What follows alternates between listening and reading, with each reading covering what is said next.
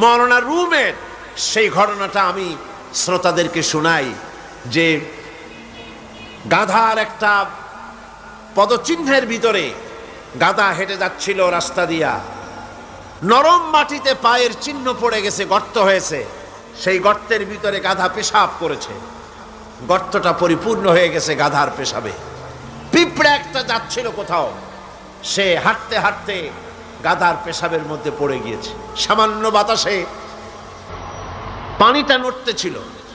পিঁপড়া তখন নাকি বলতেছে যে ভূগোলের পাতায় পড়েছিলাম সেই পাঠশালার জীবনে, পৃথিবীতে নাকি আটলান্টিক নামক একটা মহাসাগর আছে, শেষ পর্যন্ত আমি সেই আটলান্টিক মহাসাগরেই পড়ে গেলাম।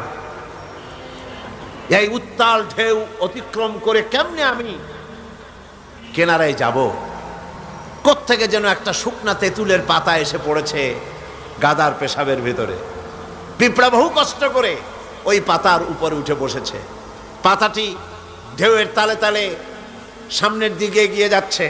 পিঁপড়া এখন খুব দাম্ভিকতার সাথে, অহংকারীর সাথে পিঁপড়া বলছে, ইতিহাসের পাতায় পড়েছিলাম পৃথিবীতে নাকি টাইটানিক নামক বিরাট এক জাহাজের অস্তিত্ব ছিল। শেষ পর্যন্ত ভাগ্যের জোরে আমি সেই টাইটানিকের নাবিক হয়ে বসলাম। কি সাংঘাতিক!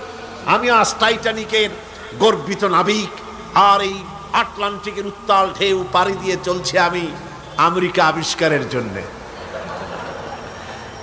গাধার পেশাবের ভিতরে তেঁতুলের পাতায় বসে পিঁপড়ার যে অহংকার, আমার দেশের তথাকথিত নাস্তিক মোরতাদ জাতীয় বুদ্ধিজীবীরা এর চাইতেও নিকৃষ্ট।